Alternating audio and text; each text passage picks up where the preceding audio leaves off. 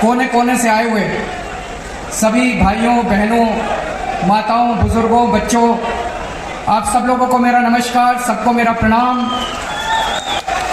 मंच पे भी चंद्रशेखर जी बैठे हैं, पृथ्वी जी, भास्कर राव साहब और बहुत गणमान्य लोग बैठे हैं। आप सब लोगों को मेरा प्रणाम, सबको मेरा नमस्कार। मैं हिंदी में बोलूँगा, कई लोगों को हो सकता है समझने में दिक्कत हो, उसके बाद कोई उसको ट्रांसलेट कर देंगे। मुझे माफ़ कर दीजिए, मैं कन्नड़ में नहीं बोल पाऊंगा, मैं हिंदी में बात करूंगा। मेरा भी 2 दिन पहले दांत का एक ऑपरेशन हुआ था। बहुत ज़्यादा मुझे दर्द था, बहुत पेन था, लेकिन मैंने पृथ्वी को बोला कि आज यहाँ पे हजारों किसान आने वाले हैं, आज यहाँ पे किसानों के नेता चंद्रशेखर जी आने वाले हैं, तो चाहे मुझे पेन किलर का इंजेक्शन लगाना पड़े, मैं आऊंगा जरूर यहाँ पे।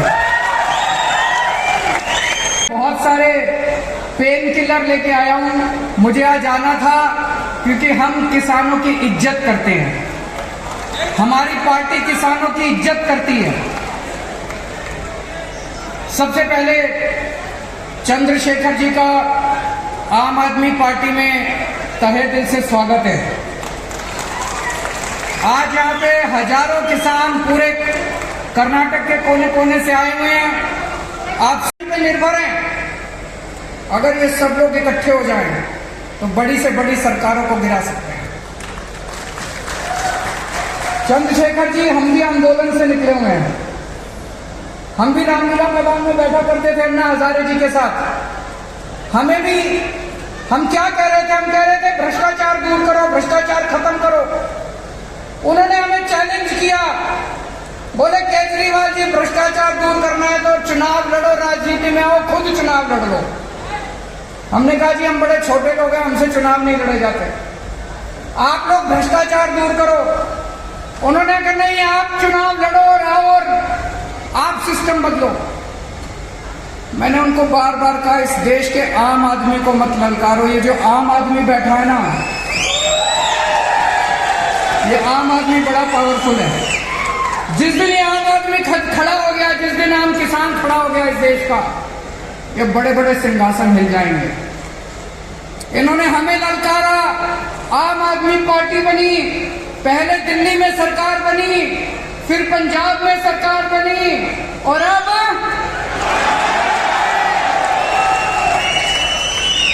अब कर्नाटक में सरकार बनानी है। बनानी है कि नहीं बनानी है? दोनों हाथ खड़े करके बताओ। कर्नाटक, अभी मैं सुन रहा था, चंद्रशेखर जी बोल रहे थे इसके पहले वाली सरकार 20% की सरकार थी, अभी वाली सरकार 40% की सरकार है, दिल्ली में 0% की सरकार है।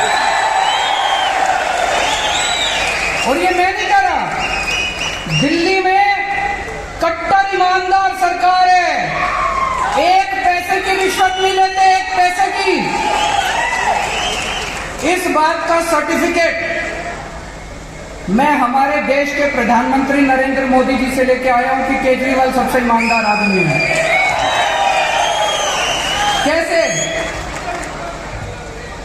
प्रधानमंत्री जी ने मेरे ऊपर सीबीआई की रेड कराई, सीबीआई वाले मेरे दफ्तर में आए, मेरे घर पे सीबीआई की रेड हुई, दिल्ली पुलिस की रेड हुई, इनकम टैक्स की रेड हुई, सबकी रेड हुई, मेरे बेडरूम को भी छान लिया उन्होंने, कुछ नहीं मिला।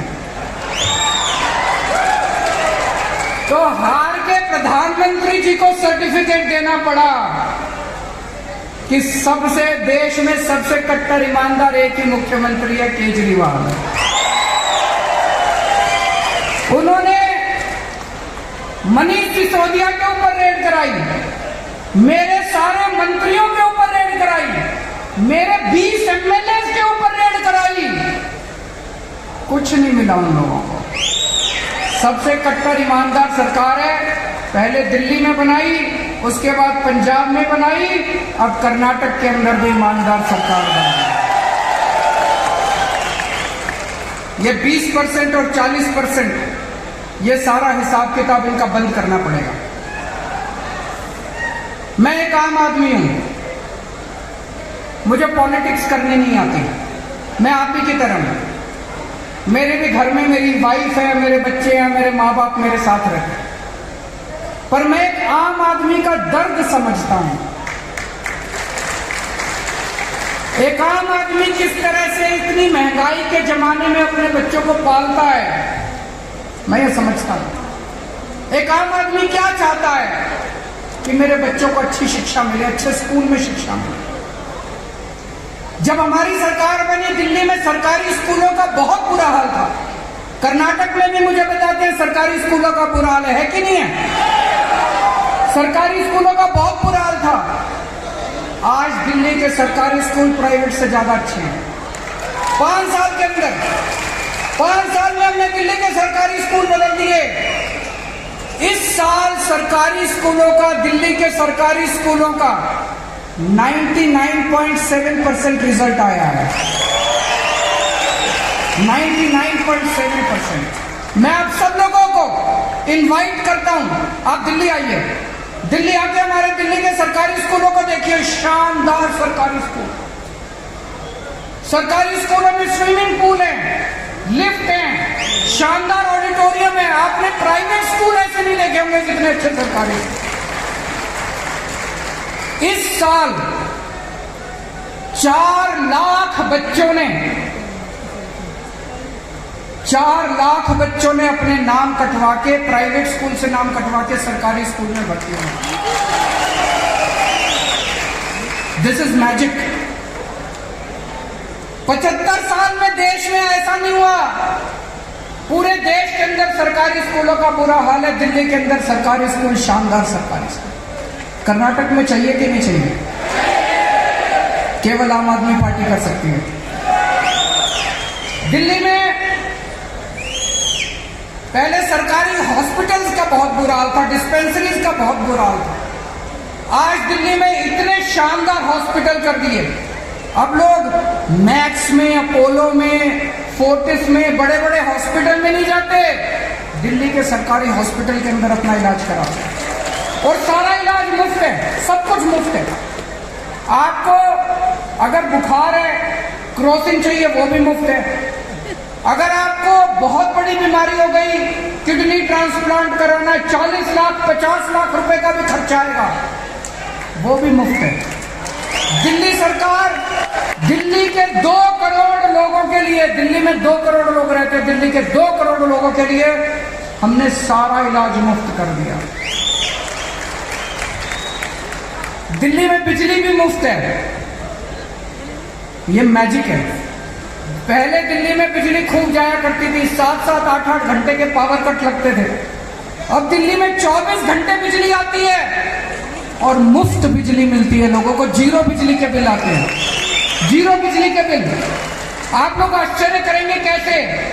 एक ही चीज है, हम ईमानदार हैं, हम पैसे नहीं खाते, हर चीज में पैसे बचाते हैं, ईमानदार सरकार है। इतना पैसा बचाया हम लोगों ने, इतना पैसा बचाया। इतनी महंगाई के जमाने में हमने 5 चीजें मुफ्त कर दी दिल्ली के लोगों के लिए। शिक्षा मुफ्त है, शानदार सरकारी स्कूल। आप अपने बच्चों को सरकारी स्कूल में भेजो, सब कुछ मुफ्त। आपकी सारी हेल्थ मुफ्त है। आपके घर में कोई भी बीमार होगा, किसी भी तरह की बीमारी होगी, सारी दवाइयां, सारे टेस्ट सब मुफ्त है। आपका बिजली मुफ्त है, आपकी पानी मुफ्त है, पूरी दिल्ली के लोगों को पानी मुफ्त है। और महिलाओं के लिए बसों में ट्रांसपोर्ट मुफ्त है। केवल एक चीज की वजह से, हम ईमानदार सरकार है, कट्टर ईमानदार सरकार है, इसीलिए वो लोग हमसे डरते हैं। हमें राजनीति करनी नहीं आती, हमें केवल काम करना आता है।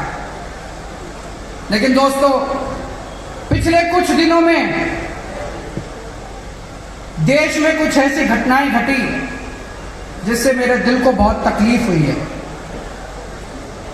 उत्तर प्रदेश में लखीमपुर में इनके एक लड़के ने किसानों को सबके सामने जीप से कुचल दिया।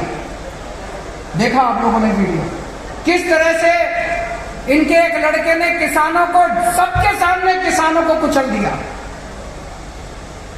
ऐसे आदमी के साथ क्या करना चाहिए? उसको सख्त से सख्त सजा मिलनी चाहिए। और इन्होंने क्या किया? ऊपर से नीचे तक सारी पार्टी, ऊपर से नीचे तक सारी सरकारें मिलके उसको बचाने में लग गई और उसको रिवॉर्ड दिया। उसके पिताजी को इन्होंने मंत्री बना दिया। ऐसे देश कैसे आगे बढ़ सकता है जहां पे मर्डर करने वाले लोगों को इनाम दिया जाएगा? ऐसे देश तरक्की नहीं कर सकता। अभी इनके लोगों ने अपने अखबारों में पढ़ा होगा, दिल्ली में, मैं दिल्ली का मुख्यमंत्री हूं, मेरे घर के ऊपर कुछ गुंडों ने हमला किया, मेरे घर में घुस गए वो लोग। मेरे को अपनी जान की परवाह नहीं है, मेरी जान देश के लिए हाजिर है। अगर देश के लिए 100 बार मुझे अपनी जान देनी पड़ेगी, मैं अपनी जान देने के लिए तैयार हूं। और मैं सौभाग्यशाली समझूंगा अगर मुझे अपने देश के लिए जान देनी पड़े। लेकिन उस दिन जब ये सारे गुंडे मेरे घर के अंदर घुसे, मैं भी घर में नहीं था, मेरी वाइफ भी घर में नहीं थी, मेरे बच्चे भी घर में नहीं थे, मेरे बूढ़े माँ बाप घर में थे। इन्होंने क्या किया? उन्होंने उन गुंडों को सजा नहीं दी, अगले दिन इन्होंने उन गुंडों को अपनी पार्टी में शामिल कर लिया। ऐसे देश कैसे आ गए? पूरे देश में कहीं गुंडे, लुच्चे, लफंगे, जाहिल, गंवार लोग जो होते हैं वो एक ही पार्टी में जाते हैं। कौन सी पार्टी में जाते हैं? कौन सी पार्टी में जाते हैं? पूरे देश में कहीं कोई बलात्कार करता है, ये लोग बलात्कार करने वाला का स्वागत करते हैं, उसकी शोभा यात्रा निकालते हैं। एक छोटी सी बच्ची का बलात्कार हुआ एक राज्य के अंदर, इन्होंने बलात्कारियों को रथ पे बिठा के उसकी शोभा यात्रा निकाली। कहीं पे बलात्कार होता है, ये सारे पहुंच जाते हैं इनकी पार्टी वाले उनके। ऐसे देश कैसे तरक्की करेगा? ऐसे देश आगे नहीं बढ़ सकता। हमें गुंडागर्दी करनी नहीं आती। आम आदमी पार्टी शरीफों की पार्टी है, आम आदमी पार्टी देशभक्तों की पार्टी है, आम आदमी पार्टी ईमानदार लोगों की पार्टी है। हमें गुंडाई करनी नहीं आती, हमें स्कूल बनाने आते हैं। हमें दंगाई करनी नहीं आती, हमें दंगे करने नहीं आते। पूरे देश में दंगे हो रहे हैं, कौन करा रहा है ये दंगे? कौन सी पार्टी दंगे करा रही है? सारे जानते हैं कौन सी पार्टी दंगे करा रही है। हमें दंगे करने नहीं आते। ऐसे इस देश के लोग नहीं चाहते कि दंगे हो, इस देश के लोग शांति चाहते हैं, इस देश के लोग शांति से जीना चाहते हैं। अगर आपको दंगाई चाहिए तो उनको वोट दे देना, आपको स्कूल चाहिए मेरे को वोट दे देना, अगर आपको गुंडागर्दी चाहिए उनको वोट दे देना, अगर आपको अस्पताल चाहिए केजरीवाल को वोट दे देना। मेरे को दंगाई करनी नहीं आती, मेरे को गुंडाई करनी नहीं आती। स्कूल बनाने आते हैं, अस्पताल बनाने आते हैं, सड़कें बनानी आती हैं, बिजली देनी आती है, पानी देनी आती है, कट्टर ईमानदार सरकार देनी आती है हम लोगों को। दोस्तों, आज मैं बेहद खुश हूं। आज इस मंच के जरिए, जैसा चंद्रशेखर जी कह रहे थे, ये एक तरह से इतिहास रचा जा रहा है। मैं पूरे देश के किसानों का आह्वान करता हूं, आइए पूरे देश के किसान आम आदमी पार्टी ज्वाइन करें। आइए मिलके, जब तक इस देश का किसान खुशहाल नहीं होगा तब तक हम लोग चैन से नहीं बैठेंगे। भारत माता की इनकलाब, इनकलाब। ನಮ್ಮ ದೆಹಲಿಯ ಮುಖ್ಯಮಂತ್ರಿಗಳು ಅರವಿಂದ್ ಕೇಜ್ರಿವಾಲ್ ಅವರು ಮಾತಾಡ್ತಾ ಇದ್ರೆ ಅವ್ರದ್ದು ಟ್ರಾನ್ಸ್ಲೇಟ್ ಮಾಡೋಕ್ಕಿಂತ ಜಾಸ್ತಿ ನಾವೇ ಒಂಥರ ಮೈ ಮರ್ತು ಬಿಡ್ತೀವಿ. ಆದ್ರೂ ಅವ್ರು ಏನ್ ಮಾತಾಡಿದ್ರೆ ಒಂದು ಸ್ವಲ್ಪ ಸಾರಾಂಶವನ್ನ ನಿಮ್ಮ ಮುಂದೆ ಇಡ್ತೀನಿ, ಎಲ್ಲಾರ್ಗೂ ಅದು ಅರ್ಥ ಮಾಡಿಕೊಂಡು. ಆಗ್ಲೇ ನಮ್ಮ ಚಂದ್ರಶೇಖರ್ ಅವರು ಹೇಳಿದ ಹಾಗೆ ಪ್ರತಿಯೊಬ್ರು ಗ್ರಾಮ ಗ್ರಾಮಕ್ಕೂ ಹೋಗಿ, ಓಣಿ ಓಣಿಗೂ ಹೋಗಿ ಈ ಒಂದು ವಿಷಯನ ತಲುಪಿಸಬೇಕು ಅಂತ ಹೇಳಿ, ಮೊದಲನೇದಾಗಿ ನಮ್ಮ ಅರವಿಂದ್ ಕೇಜ್ರಿವಾಲ್ ಅವರು ರಾಜ್ಯದ ಮೂಲೆ ಮೂಲೆಯಿಂದ, ಹಳ್ಳಿ ನಗರಗಳಿಂದ ಬಂದಂತಹ ರಾಜ್ಯದ ಜನತೆಗೆ ಒಂದು ನಮಸ್ಕಾರಗಳನ್ನ ಹೇಳ್ತಾರೆ. ಅವ್ರಿಗೆ 2 ದಿನದ ಹಿಂದೆ ಪೃಥ್ವಿ ಅವರಿಗೆ ಫೋನ್ ಮಾಡಿ ಹೇಳ್ತಾರೆ, ನಂಗೆ ಈ ರೀತಿ ಎಲ್ಲ ಹಲ್ಲುಗಳನ್ನ ತೆಗ್ದಿದ್ದಾರೆ, ತುಂಬಾ ಜನ ಯಾರು ಹೋಗ್ಬಾರ್ದು, ಸ್ನೇಹಿತರೆಲ್ಲ ಕೂತ್ಕೋಬೇಕು. ಅದು ಕರ್ನಾಟಕ ರಾಜ್ಯ ರೈತ ಸಂಘದ ಸಂಗಾತಿಗಳು, ನಂತರ ಆಮ್ ಆದ್ಮಿ ಪಾರ್ಟಿಯ ಎಲ್ಲರೂ ಕೂತ್ಕೋಬೇಕು. ಕಾರ್ಯಕ್ರಮ ಇನ್ನೂ ಮುಗ್ದಿಲ್ಲ. ನಮ್ಮ ಚಂದ್ರಶೇಖರ್ ಅವರ ಕಾರ್ಯಕ್ರಮ ಇನ್ನೂ ಬಾಕಿ ಇದೆ. ಎಲ್ಲರೂ ಕೂತ್ಕೋಬೇಕಾಗಿ ವಿನಂತಿ. 2 ದಿನದ ಹಿಂದೆ ಅರವಿಂದ್ ಕೇಜ್ರಿವಾಲ್ ಅವರು ಪೃಥ್ವಿರೆಡ್ಡಿ ಅವರಿಗೆ ಫೋನ್ ಮಾಡಿ ಹೇಳ್ತಾರೆ, ನಂಗೆ ಈ ರೀತಿ 2 ಹಲ್ಲುಗಳನ್ನ ತೆಗ್ದಿದ್ದಾರೆ, ತುಂಬಾ ನೋವಿದೆ, ಬರಕ್ಕಾಗೋಕೆ ತುಂಬಾ ಯೋಚನೆ ಮಾಡ್ತಾ ಇದ್ದೀನಿ ಅಂತ. ಆವಾಗ ನಮ್ಮ ಪೃಥ್ವಿರೆಡ್ಡಿ ಅವರು ಯಾವ ತರ ಈ ಒಂದು ದೊಡ್ಡ ಮಟ್ಟದ ಸಭೆ ಆಗಲಿದೆ, ರಾಜ್ಯದ ರೈತರುಗಳು, ರಾಜ್ಯದ ಅನ್ನದಾತರು ಇವತ್ತು ಈ ಸಭೆಗೆ ಬಂದು ಒಂದು ರಾಜಕೀಯ ನಿರ್ಧಾರ ಮಾಡಲಿದ್ದಾರೆ, ಅವರ ಒಂದು ಅಳಲನ್ನ ನೀವು ಕೇಳಬೇಕು ಅಂತ ಹೋಗೊಟ್ಟಾಗ ಅರವಿಂದ್ ಕೇಜ್ರಿವಾಲ್ ಅವರು ಒಂದೇ ಒಂದು ಮಾತು ಹೇಳಿದ್ದು, ದೇಶದ ರೈತರ ಮೇಲೆ, ರಾಜ್ಯದ ರೈತರ ಮೇಲೆ ಅತಿ ಹೆಚ್ಚು ಗೌರವವನ್ನ ಇಟ್ಕೊಂಡಿರೋದು ಆಮ್ ಆದ್ಮಿ ಪಾರ್ಟಿ. ಆ ಒಂದು ಗೌರವದಿಂದ ನಾನು ಎಷ್ಟೇ ಪೇನ್ ಕಿಲ್ಲರ್ ಆಗ್ಲಿ, ಎಷ್ಟೇ ನೋವನ್ನು ಕಮ್ಮಿ ಮಾಡ್ಕೊಂಡಾದ್ರೂ ಬಂದೇ ಬರ್ತೀನಿ, ರೈತರನ್ನ ನಾನು ಉದ್ದೇಶಿಸಿ ಮಾತಾಡ್ತೀನಿ ಅಂತ ಹೇಳಿ ಇವತ್ತು ಇಲ್ಲಿಗೆ ಬಂದಿದ್ದಾರೆ. ಅದಂತೆ ಅರವಿಂದ್ ಕೇಜ್ರಿವಾಲ್ ಅವರು ನಿಮಗೆ ಹೇಳ್ತಾ ಇದ್ರು ರಾವಣನ ಸ್ಟೋರಿ ಬಗ್ಗೆ. ಅದೆಲ್ರಿಗೂ ಅರ್ಥ ಆಗಿತ್ತೆ. ರಾವಣ ಯಾರ ಮಾತು ಕೇಳ್ತಾ ಇರ್ಲಿಲ್ಲ, ಸೀತೆಯನ್ನ ವಾಪಸ್ ಕಳಿಸಿ ಅಂತ ಹೇಳಿದ್ರು ಯಾರು ಕೇಳ್ತಾ ಇರ್ಲಿಲ್ಲ. ಅದೇ ರೀತಿ ನಿಮಗೆ ಗೊತ್ತಿದೆ ಆಮೇಲೆ ಏನಾಯ್ತು ರಾವಣನ ಪರಿಸ್ಥಿತಿ ಅಂತ ಹೇಳಿ. ಇವತ್ತು ಅದೇ ರಾವಣ ತರ ಈ ಕೇಂದ್ರ ಸರ್ಕಾರ ಇದೆ, ಯಾರ ಮಾತುಗಳನ್ನು ಕೇಳ್ತಾ ಇಲ್ಲ. 3 ಕಪ್ಪು ಕಾನೂನುಗಳನ್ನ ರೈತ ಮಸೂದೆಗಳನ್ನ ತಗೊಂಡ್ಬಂದು ರೈತರನ್ನ ಸಾಯಿಸೋದಕ್ಕೆ ಈ ಸರ್ಕಾರಗಳು ಹೋಗ್ತಾ ಇದೆ. ರೈತರೆಲ್ಲ ಒಂದಾದ್ರೆ ಯಾವುದೇ ಸರ್ಕಾರಗಳನ್ನು ಕೆಳಗೆ ಬೀಳಿಸಬಹುದು ಅಂತ ಹೇಳಿ ಈ ಒಂದು ರೈತ ಪರ ಹೋರಾಟ ಏನು 1 ವರ್ಷದಿಂದ ನಡೀತೋ ಅದೇ ತೋರಿಸ್ಕೊಟ್ಟಿರೋದು. ರಾಜ್ಯದಲ್ಲಿ ರೈತರ ಸಂಖ್ಯೆ ಅತಿ ಹೆಚ್ಚು ಇದೆ. ರಾಜ್ಯದ ರೈತರು ಡಿಸೈಡ್ ಮಾಡಿದ್ರೆ ಈ ಒಂದು 40% ಕಮಿಷನ್ ಆಗಿರೋ ಬಿಜೆಪಿ ಸರ್ಕಾರ ಆಗಿರ್ಲಿ, 20% ಕಾಂಗ್ರೆಸ್ ಆಗಿರ್ಲಿ, ಎಲ್ಲರನ್ನು ಮೂಲೆಗಿಟ್ಟು ಪ್ರಾಮಾಣಿಕರನ್ನ ಆಮ್ ಆದ್ಮಿ ಪಕ್ಷವನ್ನ ಇಲ್ಲಿ ಸರ್ಕಾರ ತರಬಹುದು ಅಂತ ಅವರು ಹೇಳ್ತಾ ಇದ್ರು.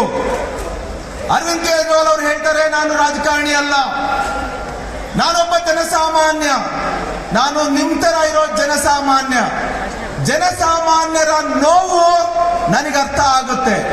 ಜನಸಾಮಾನ್ಯರ ನೋವು ಏನಿದೆ, ಎಲ್ಲಾ ತೊಂದರೆಗಳು ನನಗೆ ಅರ್ಥ ಆಗುತ್ತೆ. ನನಗೆ ರಾಜಕಾರಣ ಮಾಡಕ್ ಬರಲ್ಲ, ನನಗೆ ಒಳ್ಳೆ ಶಾಲೆಗಳನ್ನ ಕಟ್ಟೋದು ಗೊತ್ತು, ಒಳ್ಳೆ ಆಸ್ಪತ್ರೆಗಳನ್ನ ಕಟ್ಟೋದು ಗೊತ್ತು, ದೆಹಲಿಯ ಮಹಿಳೆಯರಿಗೆ ಉಚಿತ ಪ್ರಯಾಣ ಮಾಡಿಸೋದು ಗೊತ್ತು. ಈ ತರ ದೆಹಲಿಯ ಜನರಿಗೆ ಒಳ್ಳೆಯದನ್ನ ಮಾಡೋದು ಮಾತ್ರನೇ ನನಗೆ ಗೊತ್ತಿರೋದು. ನಿಮಗೆ 40% ಕಮಿಷನ್ ಸರ್ಕಾರ ಬೇಕಂದ್ರೆ ಬಿಜೆಪಿಗೆ ವೋಟ್ ಹಾಕಿ.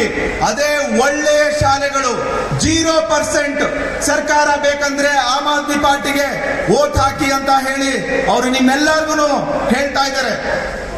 ದೆಹಲಿಯಲ್ಲಿ ಆಸ್ಪತ್ರೆಗಳನ್ನ ವಿಶ್ವ ದರ್ಜೆಯ ಮಟ್ಟಕ್ಕೆ ಮಾಡಲಾಗಿದೆ.